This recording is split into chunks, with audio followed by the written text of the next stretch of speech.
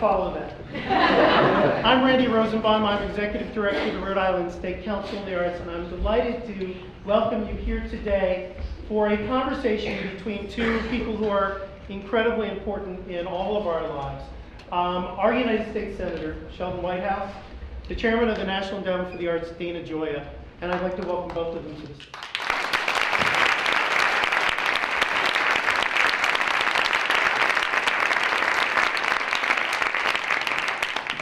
Out here for this because I've never been comfortable behind a podium, as those of you who know me recognize. Senator, I hope you don't mind, since the chairman is our guest, that I start with a question for him. I think you should. Great. Chairman Gioia, first of all, thank you for coming here today. Rhode Island is incredibly proud of its relationship with the Arts Endowment. Senator Claiborne Pell wrote the enabling legislation that established the National Endowment for the Arts and the National Endowment for the Humanities. And I think in the 20-year history of the endowment, we have had a 100% congressional delegation firmly in support of the endowment and its programs. But we also recognize that there are many senators and congressmen out there who may not have the same level of commitment and support to the work of the endowment. And I know from my colleagues around the country that you are constantly on Capitol Hill talking to members of the Senate, members of the House of Representatives, about the role that the endowment plays in the lives of their constituents. And I wonder, particularly for those who may have trouble with your message, what kind of message are you bringing to them, and what kind of responses are you getting? Well, let me answer that by beginning from a larger perspective. The problem really was that for 20 years, the national discussion about the public funding of arts and arts education was dictated by its enemies. And the endowment has given 120,000 grants in its history, about a dozen of which have been controversial. The problem, and I think any artist knows this, is the press doesn't tend to cover the arts much. But they love scandals, they love controversies. So the situation that we had was that we're walking basically into offices on Capitol Hill with very intelligent, busy people, members of Congress, who the only thing they knew about the endowment was the and so what we really had to do is the same thing that we had to do with the American public and the American press, which is educate them what the endowment is, what we've done, and the benefits that we bring to American communities and American individuals.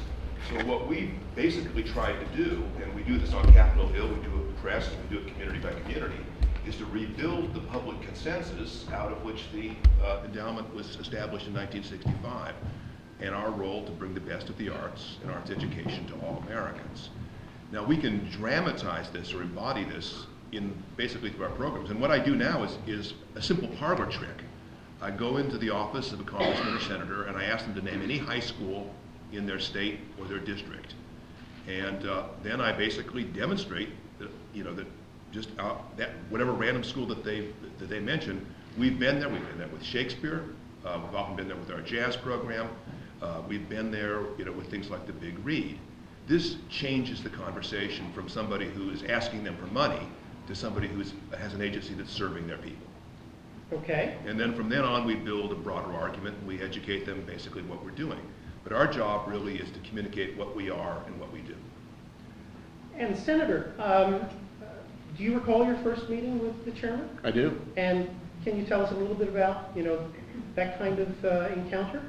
Well, I was impressed that he knew so much about Rhode Island. He was aware of the Shakespeare program here. So the technique of engaging me about my own state was very helpful. I will confess that I had a pretty fond predisposition for the organization. Which is why you were elected in the first place.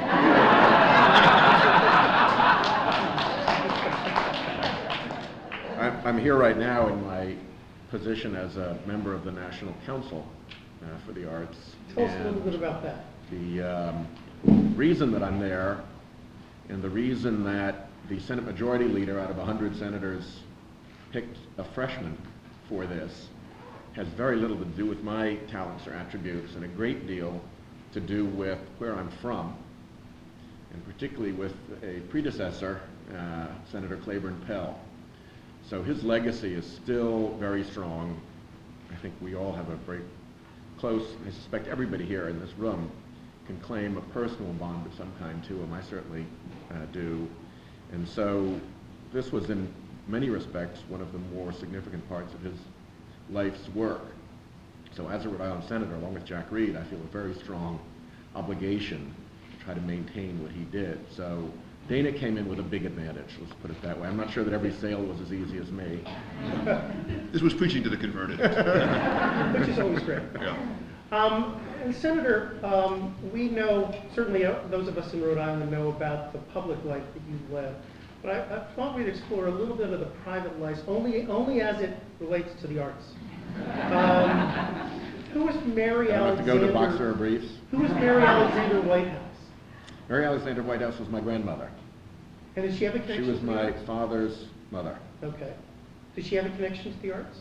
She was on the board of the Metropolitan Museum in New York for many, many years. First woman member of the Yeah. board of directors of the Metropolitan Museum of Art.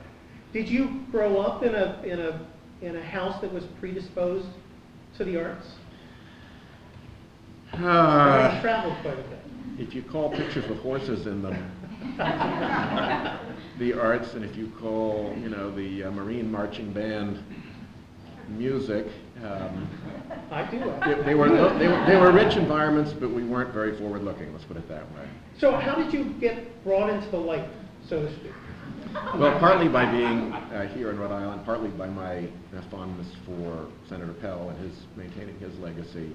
But Rhode Island is clearly a very active state on the arts in a whole variety of different disciplines, and so you really can't be part of the life of the state without having a lot of exposure to it. But to my knowledge, you know, Senator Whitehouse is the only member of the Senate who can quote William Blake. Right. Memory. That should actually be in your bio. And you have family connections too now. Your wife has served on a couple of arts organization boards. And do your children have a connection to the arts? If one of them does? In the sense that they tend to do well in the arts programs in their schools. Okay. And that's about as far as it goes. Okay. And you're now a member of the Senate Cultural Caucus. Yeah. Can you tell us what that is and why you chose to join so early in your career in the Senate? To be perfectly blunt, the Senate issue caucuses tend to be kind of a big nothing. It's a statement of affinity more than anything else, but they don't meet. Every once in a while you may get a mailing or a letter saying, as a member of the Senate Cultural Caucus, I hope you will consider this piece of legislation or this amendment. But I wouldn't get too excited about the Senate Cultural Caucus. Well, maybe we can change that. Nothing against it, it's a wonderful thing, but the National Endowment and the National Council on the Arts are a lot more